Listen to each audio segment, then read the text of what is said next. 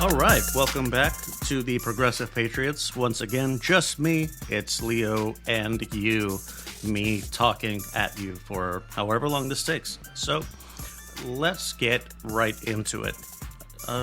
This is just U.S. stuff, and it is just after 2000 on December 12th. So who knows what'll be the haps by the time you hear it.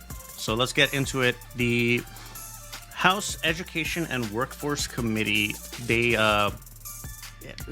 invited the presidents of three prestigious schools in the Ivy League, one of University of Pennsylvania, Harvard, and MIT.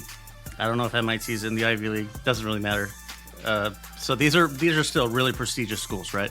So they were called in to testify in regards to reports of antisemitism becoming more prominent on campuses, right? And it really seemed like, if you listen to the testimony, if you watch the clips or whatever, they weren't able to give, when asked, is anti-Semitism against school policies? Like, you will act on, you'll move to block it.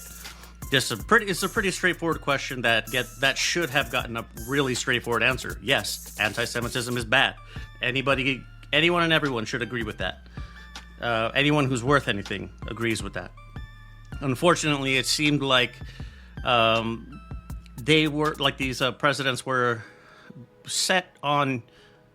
They had talking points in mind that they were going to deliver. You know what I mean? Like they had their script, they had their workflow, and they were going to stick to that regardless of what the questions were. So in light of that, the president of University of Pennsylvania, Liz McGill, she resigned on last Saturday, the 9th, and has agreed to stay on until her interim appointee is designated. That's the word from the Board of Trustees, and she will remain a tenured professor at UPenn, at the law school at UPenn. So, not all is lost, I suppose. Harvard's Claudine Gay and MIT's Sally Kornbluth were the other two presidents that were called to testify. The board of directors and other alumni, other faculty, they were all defending Claudine, I suppose, for her not very good testimony.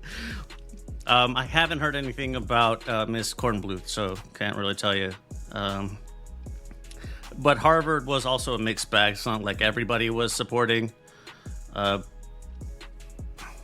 supporting President Gay.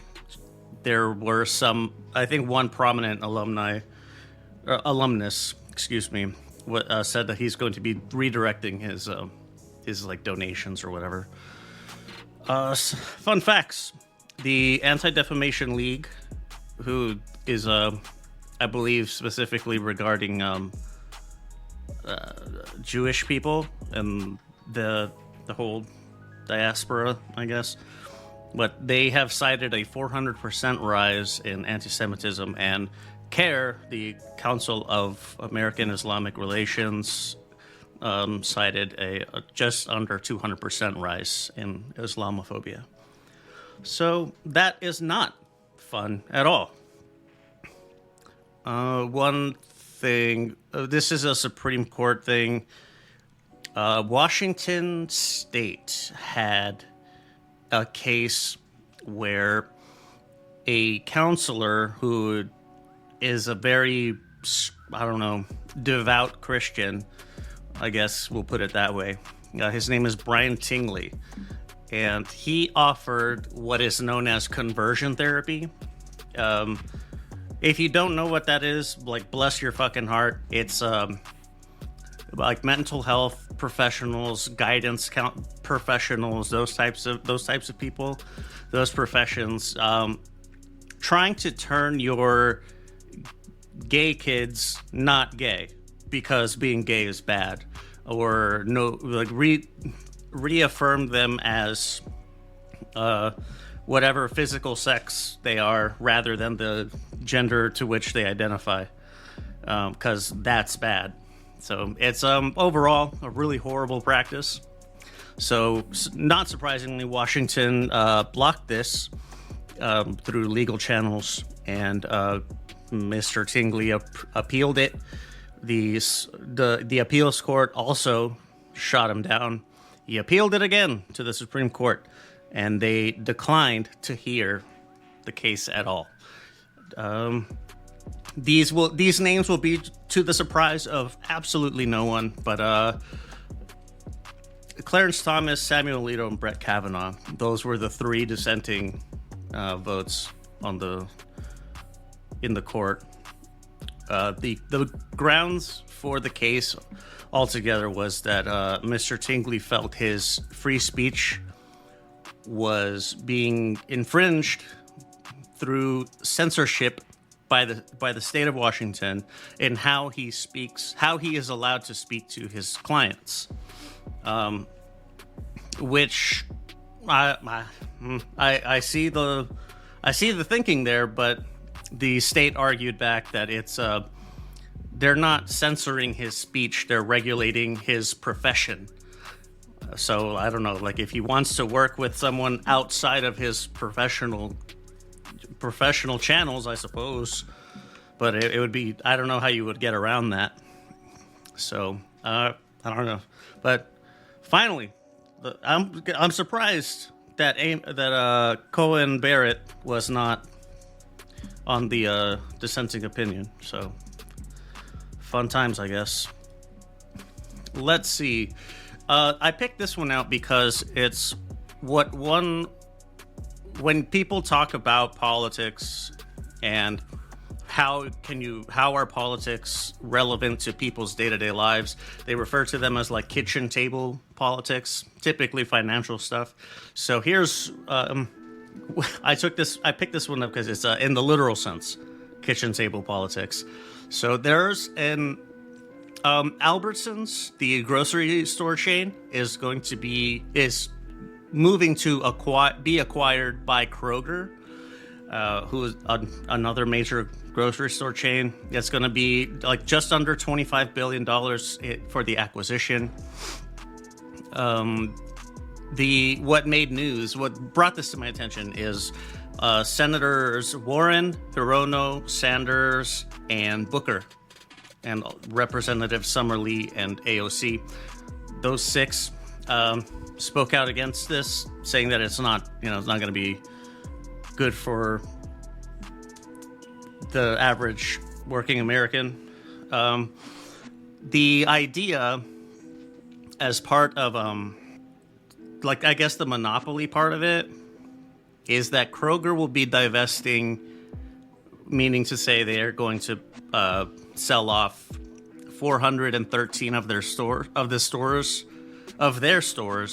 including like Albertsons, which recently acquired at least things like Smith's or something like that, or Safeway. I'm an idiot. Safeway. So Safeway is purchased by Albertsons. Albertsons about to be purchased by Kroger. They have a bunch of different names. They go by Fry's where I live, but they do go by Kroger, Ralph's, Smitty's, I think, is another one. But so the 413 stores that they would be divesting would be passed off to C&S Wholesale, who is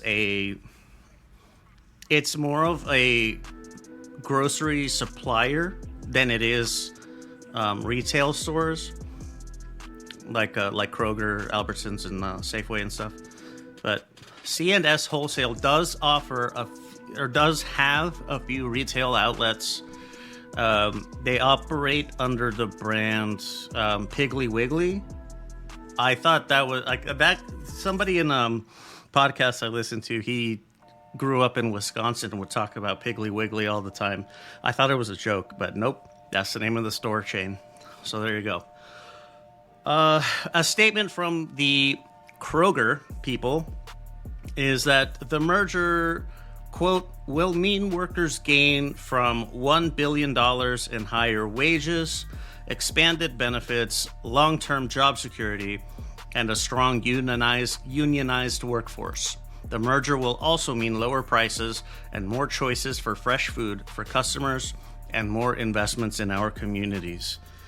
The Albertsons rep stated that the merger will, quote, will expand competition, lower prices, protect union jobs, and enhance customers' shopping experience. What else? One of his counterpoints was, a rebuttal to not allowing the merger to continue is that it would only be a benefit to major retailers like Walmart and Amazon, I guess. I'm not sure. Is Amazon in the grocery space more than Whole Foods? I'm not sure, but yeah, the Albertsons person said that it'll be not allowing this to continue or to go ahead will be a detriment to shoppers that don't go to Walmart or whatever. One other thing, the Kroger statement was they affirmed that no stores, distribution centers, or manufacturing facilities will close or lay off any workers if the merger passes. So I guess that's pretty fun. That's good, I guess. I don't know. I don't know how I feel about this because it is another merger that does take players out of the market, but at the same time, like the argument of this is like a necessity to compete with the likes of Walmart, huge market share, Amazon, like the convenience of the online ordering and stuff. So I mean, I kind of get it. The only thing is that, like, they're saying that they're going to protect union jobs. They're saying they're not going to close down stores or distribution centers and all the rest of it. They're saying that they're not going to do those things. I just don't fucking believe you. That's the problem. Like in the face of bolstering your strength to stand against a giant like Walmart, if that does include union jobs, I'm all for it. I really am. But of those 413 stores that are going to get moved, that will be divested to C&S, that makes me wonder what's going to happen to those stores. Are some of those going to be closed? So are some of those jobs going to be canned? I don't know. So interesting thing. This is it's one that like hits close to home for me. I shop at a Kroger store. It's under a different name, but Fry's, I already said it. But yeah, so I thought this was interesting. I used to go to Safeway at my first job. I would go to Safeway for lunch. The hot lunch bar that they had there was fantastic. I don't know if they still do that, but oh well. There you go. So the Kroger Albertsons merger. We'll see what happens with that. I would like to see more assurances from the Kroger Albertsons side of things as far as like protecting workers and consumers, of course. So I'd like to hear how that's going to work out. A bit of news on the completely ridiculous impeachment inquiry. So yeah, the Republicans are definitely going ahead with this, despite all of like their inquiry panels and committee meetings and shit. They're not finding anything really. Like, so they're going ahead with it. An aide to they didn't specify which, but a top Republican in the caucus spoke on condition of anonymity, but confirmed that the House is going. This aide said that the House will be formalizing the impeachment inquiry on Wednesday, on the 13th, so tomorrow, I guess, bringing it to a vote. I assume that's what That's what it means. Other Republicans who were not named, also, I expect, for the sake of anonymity and the significance of the move, but they said that Speaker Mike Johnson is going to hold a closed door vote on the 14th, Thursday. So curious if that means like just among Republicans, like do we even have enough support in our own group to do this?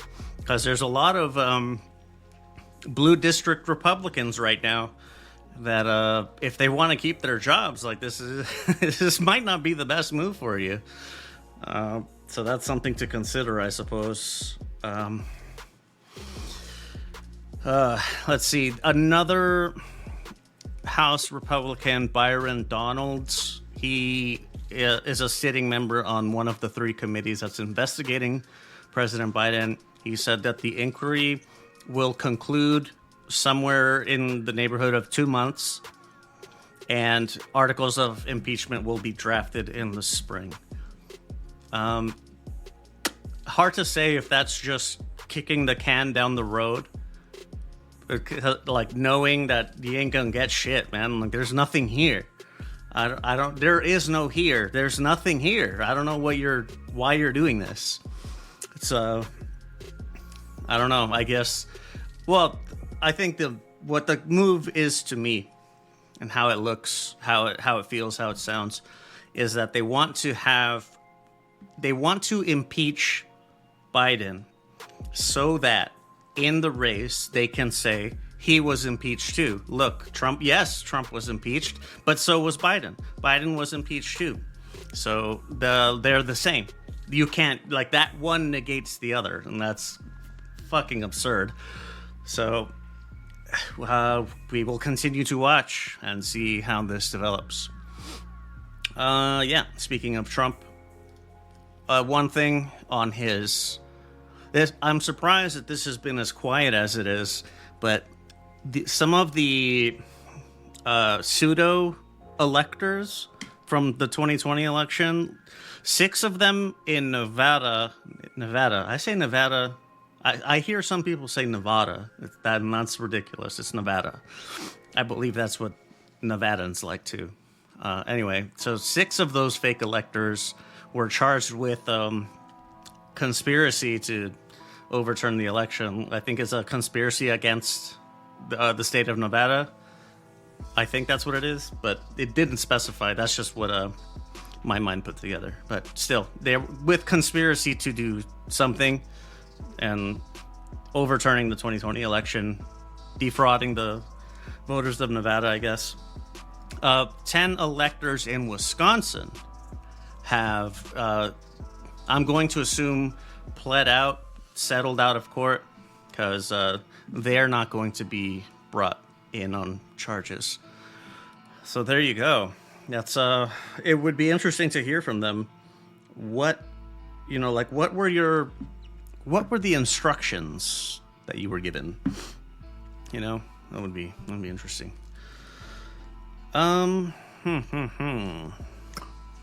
One thing I believe that it's kind of a small thing as an aside, I suppose, is President Biden at a fundraiser in Philadelphia. I believe this was on the 11th, yesterday. He said the other day, quote, "The other day he said he wants to be a dictator only on day one, wipe out the civil servants and a whole range of other things. He embraces political violence instead of rejecting it. We can't let that happen." Well, like, no shit. First thing. And like this dictator on day one, no, that's going to be a no for me. That's going to be a no on dictators at any point for any amount of time. I don't give a shit. I don't really give a shit what your motivations are. I don't care if you're going to do all the things I wish would happen. It doesn't matter. That's not the way that things are done. And that's unacceptable. But I would say that I can't understand why his supporters would be okay with this. But like they keep they labor under the delusion that whatever it is that they want, because they want it, that must mean that other people want that too. They want Trump to be a dictator and just rule with an iron fist. So they assume that we want the same thing and that we want Biden to do that. First of all, no, not Biden. Second of all, no, not ever. Third of all, no, not ever.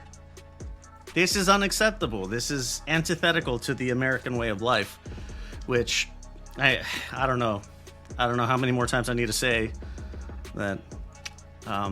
It's weird how they've claimed patriotism as their thing when it fucking isn't. Ugh. I don't know if I want to riff on that anymore.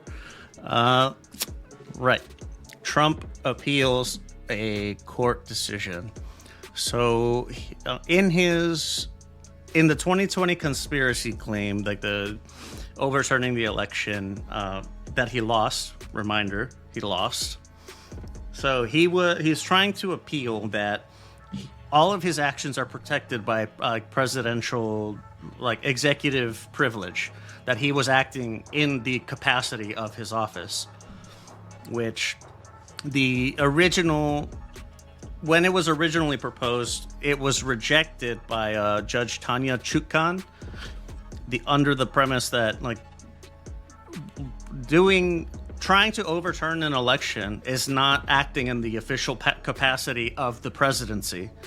You are a candidate trying to preserve your position. And so he's appealing that to the Supreme Court. And the special counsel, Jack Smith, he has filed for an expeditious review by the Supreme Court. In his filing, his verbiage was, quote, "It is of imperative public importance that Trump's claims of immunity be resolved by this court and that Trump's trial proceed as promptly as possible if his claim of immunity is rejected." So that's not very fun. Three of those people are his appointees, and three other ones will vote in his favor. So yeah, that's I'm not sure. I think in her Judge Chutkan's ruling, she mentioned that allowing him to do that would put the office of the presidency above the law, and thus whoever holds that seat is above the law.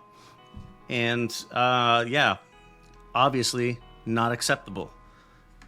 But a lot of these people on the Supreme Court, a lot of these justices owe their position to him. So he's all about that fealty, kiss the ring and shit. Fucking ridiculous.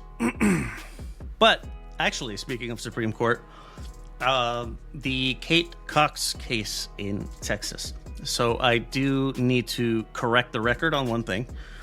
The last time we spoke about this, I had framed it as such that the pregnancy coming to term endangers Miss Cox's life, which that's not necessarily true.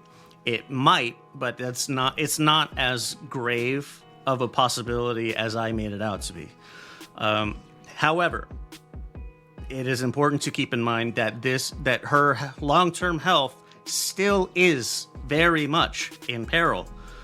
She may not necessarily die, but her long-term health will absolutely suffer because of this.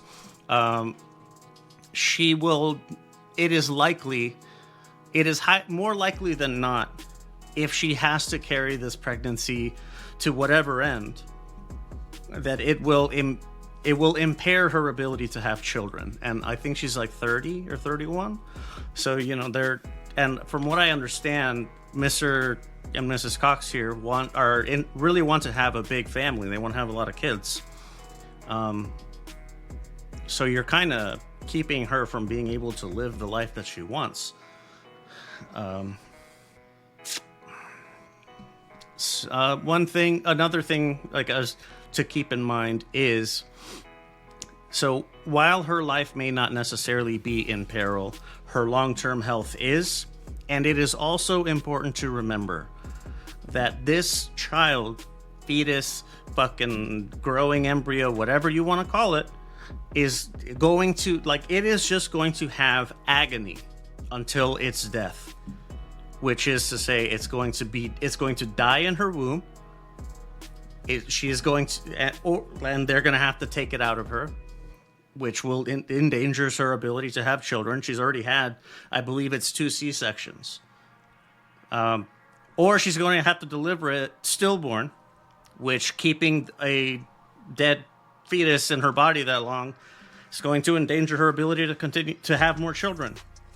Or third, she's going to she's going to give birth, C-section or not, and the baby is only going to is only going to be alive for a handful of days at best.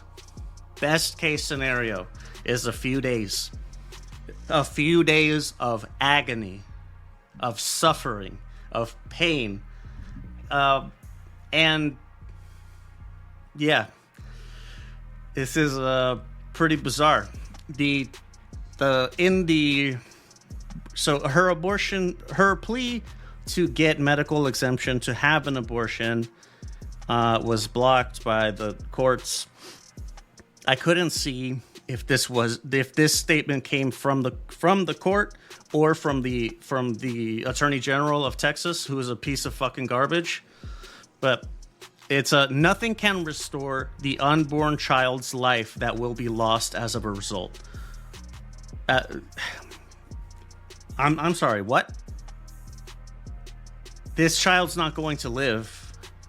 Won't live to be a month old. I don't understand what the fuck you're talking about here. This is completely absurd.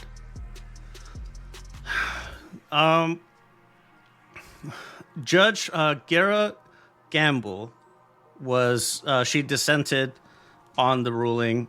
Her opinion was that that this procedure should be allowed as each case is reviewed individually. She said, quote, "The idea that Miss Cox wants desperately to be a parent and this law might actually cause her to lose that ability is shocking and would be a genuine miscarriage of justice." I mean, what more do you need to hear, man? This is a woman who's completely okay with the law as it is, but thinks that this is a case for exemption.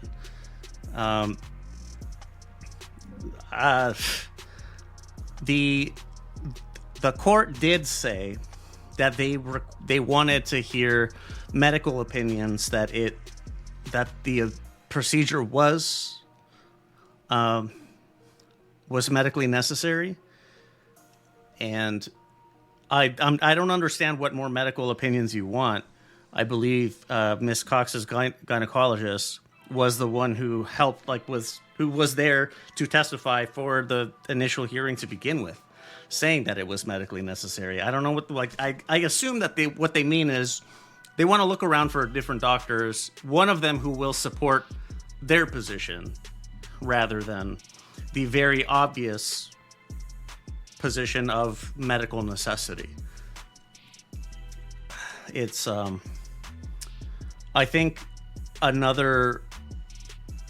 something else that came out of this was that something about doctors leaving the choice of the procedure in the hands of doctors.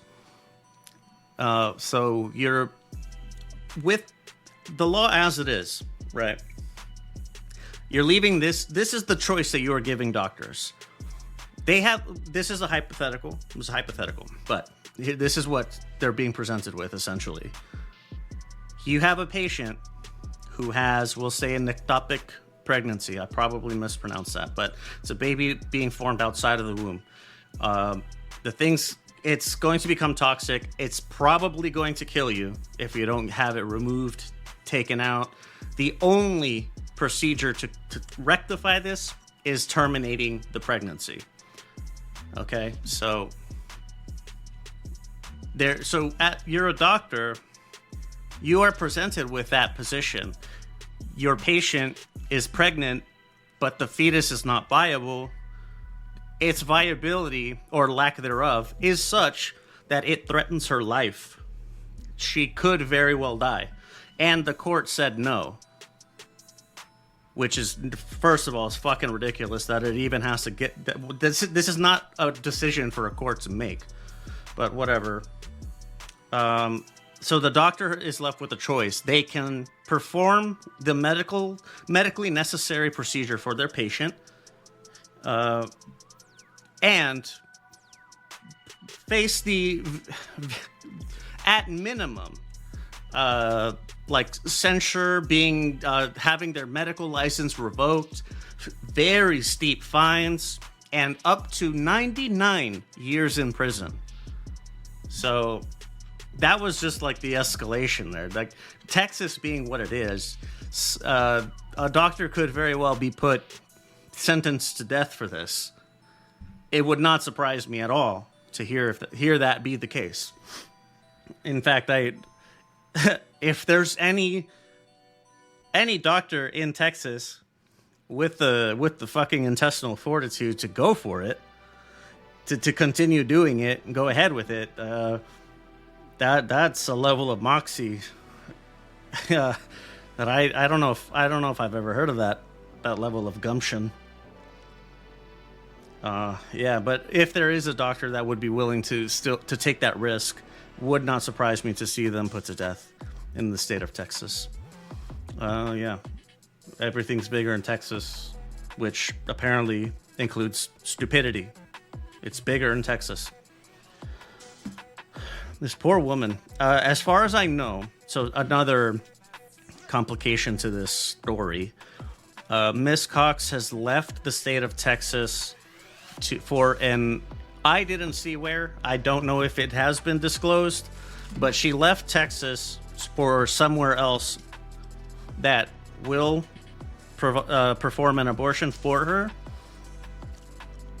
And so that will call into question, what is Texas going to do when she gets back? You know, is she going to be charged with murder? Is there going to be an extradition put up from the state of Texas to the state of whoever to bring the doctor to Texas for justice? How is this going to work with wanting to appeal court records? Because I don't know, how can you prove that she did or didn't have one? I don't know. She could just say that it was a miscarriage and it passed out of me naturally, and there you go. Can they pull medical records for that? I don't know. But yeah, that's the developments in the Kate Cox story. Kind of a short one. I guess I could jump on the website, see if I find anything. But one thing in the development in the Israel-Palestine situation,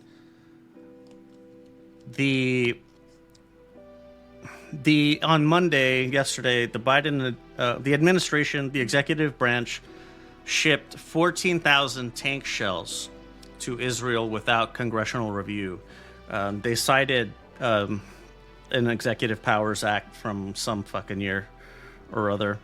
But the Department of State, some representative of that department spoke out saying that U.S. policy requires that nations receiving this type of assistance, like firearms or munitions, from the United States must comply with laws of war. It's pretty fucking obvious that Israel is not doing that. They are not complying with those exactly. So interesting to see how this is going to go. As of today, the last number that I saw, over 18,200 Palestinians have been killed. I didn't see what percentage of them were children. Does it even fucking matter? One is too much. Nearly 50,000 people have been wounded. It's a pretty horrendous figure. What we got there?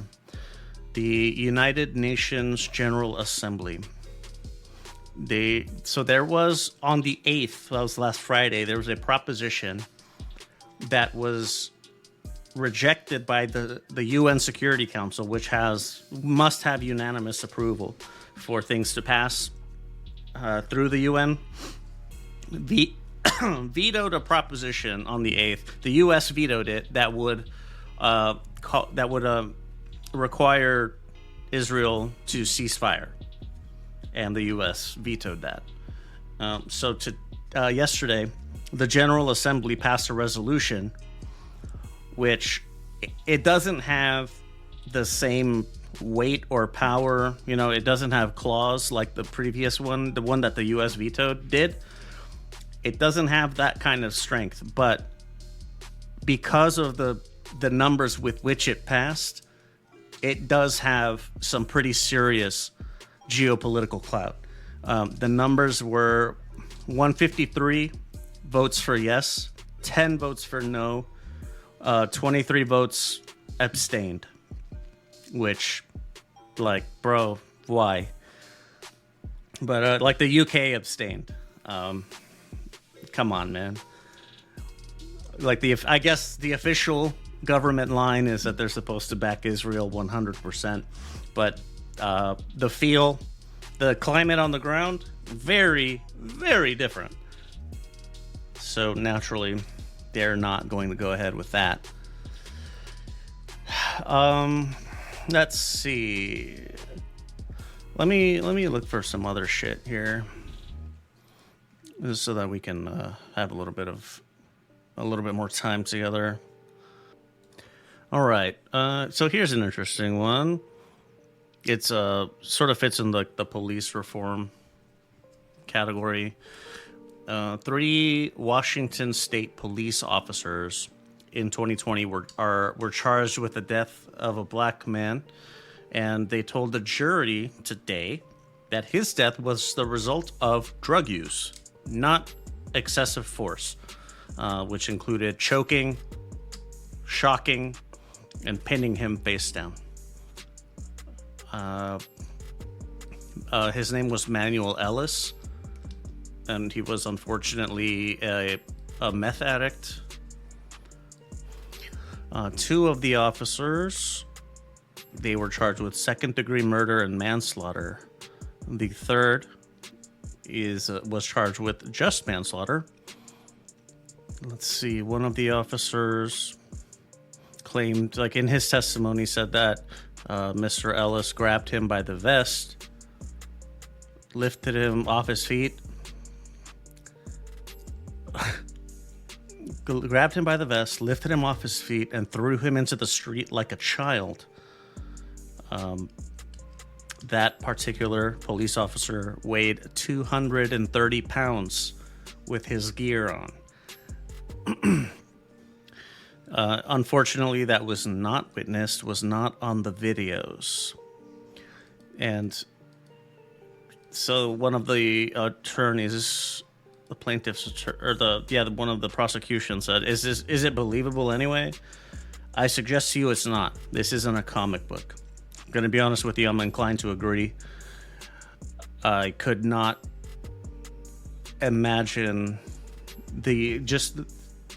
what I see in the streets in Phoenix, what I see in media, whether it's fictional or not, what I see of how the appearance of drug addicts, particularly stuff like meth, is they're not very big. They're their addiction takes their power, their desire for anything but the drug away from them, which includes eating. It's like they kind of do it out of desperation. And yeah, this The idea that a meth addict, even in the throes of meth, was able to pick up a 230-pound man and throw him bodily. Like, you might have had me if you said picked up and, maybe like kind of slammed on the ground in place, kind of like an MMA thing. But it's like, you're telling me that this isn't a fucking video game where he picks you up and throws you with one hand or anything. That's ridiculous. Another police officer claimed that Mr. Ellis was assaultive the entire time and used wild strikes, is the exact term that the police officer used. The video evidence shows Mr. Ellis, when he's on the ground, his legs never once moved.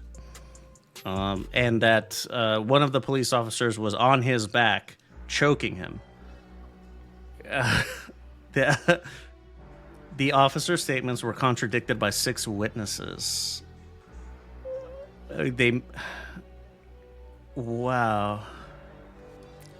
The police officers' defense attorneys claimed or said that the videos and witnesses are flawed and the officers acted appropriately. That's gonna be a no from me, dog. Sorry. I'm not sorry. You don't... No fucking sympathy for me, dude. Alright, so we take off all the gear. Just thinking of the gear that I had in Afghanistan. Like, I had plates. I don't know how many mags, fucking grenades and shit on me. With a simple position, like an open position to grab, which is like the vest where it meets my shoulders. It's an easy place to grab, but I was a pretty strong guy. I was a strapping young lad when I was in the military, man. Like, you're not some guy who was like 140 pounds soaking wet is not gonna throw me across into the street. That's not happening. It just really simply is not, especially because I'm not claiming, I'm not trying to say I'm some kind of martial artist or some kind of badass, because I'm not. That's not what I'm trying to say. But I do know enough for if someone were to grab my vest, enough to just get them off of me. I'm not going to put them into turn them into a pretzel or anything. I don't know. That's ridiculous. I don't know how to do that. But I do know how to just get their hands off of me. This is just another case. I think I mentioned yesterday on the Worldwide that I released. I mentioned that, like, I don't need your word for it anymore. I don't want to take your word for it. I want to see for myself. I can decide for myself. The witnesses, the people who witnessed the incident, and the video evidence suggest that these police officers are lying. Wow, one of the witnesses was yelling, "Just arrest him. Just arrest him." Okay, so here's something that the defense brought up, is that if there's nothing to arrest him for, why did she say just arrest him? They know something happened before the video started. And once he began resisting arrest, the officers had every means within their power to make an arrest. When he started fighting that arrest, he was resisting arrest. They have they have an obligation to get him under control, and that's what they were trying to do. I don't know, man. I'm not convinced. I'm not convinced that you, very much larger, very much stronger, much better equipped and trained to handle these situations, and you have 2 of your fucking buddies with you. You cannot convince me that was necessary. You seriously can't. This is fucking ludicrous. I don't know how do they think, how does anybody believe that shit? How could you ever fucking believe that? 3 giant dudes with gear and training do not know, cannot subdue a drug addicted man. You can't do that? Sounds to me like you shouldn't be a fucking police officer. That's what it sounds like to me. You obviously don't know what the fuck you're doing. God damn it. I'm really glad from just myself that I'm not desensitized to this shit, and it's so every time it fucking makes me angry. Every single time. I cannot fucking believe this. Like, how is this still happening? Why is this still happening? Like, fuckers, you know everybody is watching you. Everyone is watching you, fucking waiting for you to fuck up. Everyone's waiting for it.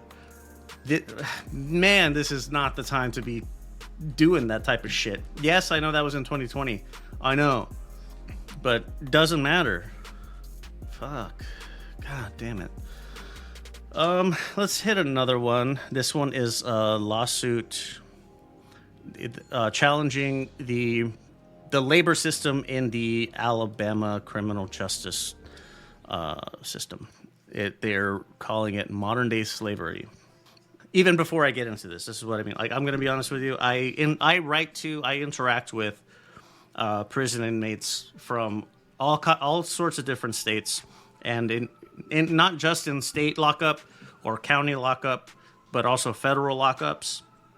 So I have a pretty decent idea of what's fucking goes on there. Okay, why I talk to them, we can talk about that offline. But I would be more than glad if you want to talk more about that. We can talk about that another time. But it's just suffice it to say, I don't know for myself. It's not firsthand. I have to accept that these inmates are probably embellishing a little bit, just because, when you're hard done by and you're in a really shitty place, you're speaking a little bit more out of emotion. So I understand that the truth is somewhere in the middle, but I'm going to be honest with you, I side a little bit more with them than I do with any testimony by state agents. Let's see. All right. Took me a second to read there, but it sounds a lot. This is very reminiscent of all the other situations that I've heard about, where it just looks like the people in Alabama are being paid considerably less than the people I know who aren't paid a lot to begin with. Some instances, an interesting thing I didn't know about, I'd never heard of this, was some of the inmates being on work release, where the business they're working at pays them at least minimum wage or more, and the prison keeps for at least 40% of their pay, of the gross pay. They also refer to, the state calls it a labor trafficking fee. Jesus. What else? There's one of the inmates, Almirio English, who's in the state system. He said that trustworthy prisoners perform unpaid tasks that keep prisons running, so that actual prison staff could be dedicated to other things. Yeah. His exact words, quote, "Why would the slave master, by his own free will, release men on parole who aid and assist them in making their paid jobs easier and carefree?" Difficult to disagree there. Man, you're right on the fucking button. Why would, so a lot of these, the 13th Amendment, which ended slavery, it still allows labor to be used as a punishment for crime. But they're not being paid. In a lot of cases, they're not being paid. It's, man, how are we still doing this to each other? So some inmates in the Louisiana state system filed a lawsuit contending they have been forced to work in the prison's fields for little or no pay, even when temperatures are past 100 degrees Fahrenheit. That is a lot. In Louisiana, godly, that is horrible. The Louisiana one I did know. I know someone in the Louisiana state system. This is very, yeah, that sounds about right. I didn't know that I had never heard mention of the weather conditions not being a problem for the inmates to work. That I had not heard. Wow. This makes me think of. All right, so if you've read The Divine Comedy by Dante Alighieri, you're familiar with the phrase, abandon all hope, ye who enter here. Like, that's what is supposed in the story, that's what's written above the gates of hell. But another one that does come from it comes from reality, is the phrase, work will set you free. That phrase was written over Auschwitz and other concentration camps. And I really don't like when other people make World War II fucking references, because they're really tired. But like, as I was reading through that article, like, that's exactly what was in my mind the whole time, is work will set you free, but you're never, ever going to be free. Yeah, and Mr. English had it right. Like, why would the warden set you free? You are running the asylum for them, and you're doing it for free, so they can just sit on ass and collect a paycheck. Fucking absurd. Here is... Alright, last thing before I get to one more thing before we get out of here is the Arizona Supreme Court is hearing testimony from lawyers on regarding a pre-statehood, which is, so, like, Arizona became a state in 1912, so anytime before that. This law in particular is it 1846? 1864. That's right. It was in 1864. So, pre-statehood ban on nearly all abortions has been limited or made moot by other statutes enacted over the past 50 years. The state Supreme Court is reviewing a decision from a lower court that says doctors can't be charged for performing the procedure in the first 15 weeks because other Arizona laws over the years have allowed them to do so. Nearly a year ago, the Arizona Court of Appeals concluded that doctors cannot be prosecuted up to 15 weeks. Okay. People who aren't doctors will still be subject to prosecution under the 1864 law. All right, so what I'm reading here is that all of the statutes that had passed since 1864, those are being they're in practice being ignored, and the 1864 law is the only one that the conservative lawmakers in Arizona are trying to stick with. But one of the lawyers, one of the plaintiffs, his name is Andrew Gaona, the plaintiff attorneys named Andrew Gaona, his words were that with all of the stuff that passed in the last 50 years, quote, signal any intent that most, if not all, of these subsequent enactments would become mere empty shells if Roe v. Wade were ever to fail. So, in essence, what was the fucking point of passing all that shit if it was going to not apply? And I'm very much inclined to agree, not just because I'm pro-choice, but in any situation where laws are passed throughout time, and a Supreme Court precedent is capped on top of that, I don't see how that cap being removed nullifies everything that had happened up to that point. It doesn't make any sense. I know that there is, however, a push for the right to have an abortion will be put to vote, like Ohio did. It's all the voters decide, like, do we want this or do we not?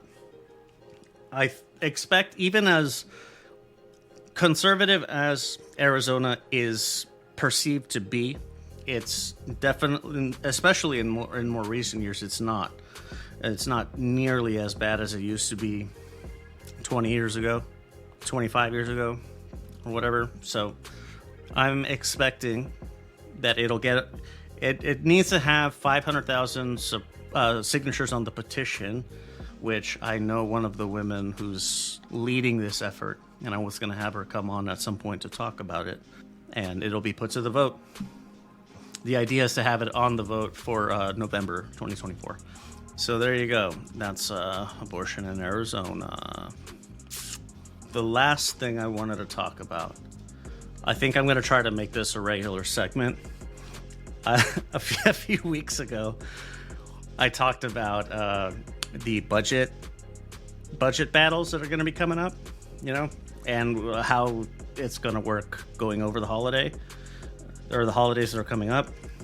And it sounds like at the end of the week, the Congress is going to break for 3 weeks for the holidays. So, but the segment I wanted to start doing is very boring shit, but also very important shit. So, those fucking topics, like, watch as we start getting into this, you'll start gathering why this is boring shit.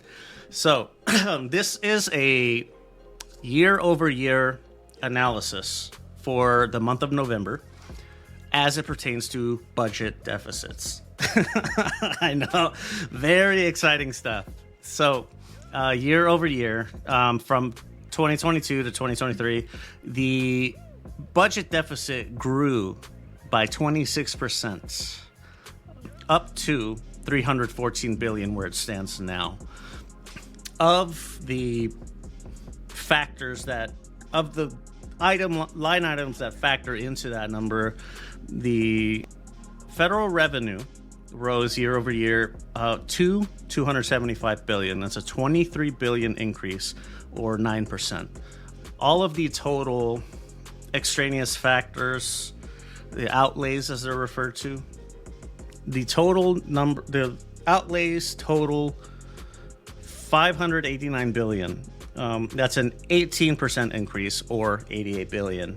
$25 billion of that outlay increase is from interest on the loans that we take from the Federal Reserve. Outlays, so $25 billion increase on interest, but the total outlay for interest is $80 billion. National defense is $66. That's up $8 billion. Medicare is up $8 billion to $93 total. Medicaid is up $2 billion for a total of $50. And the biggest one is Social Security at $122 billion. So it's like operating at that kind of a deficit, or contributes to the deficit that much. Like, it's pretty fucking wild. So on that interest rate stuff, the money we owe to the Federal Reserve, which, God, don't even get me started. So our total budget is $26 trillion. The interest on $26 trillion, the interest last November was 2.22%, and this year it's 3.1%. So 3.1% interest on $26 trillion is a lot of money.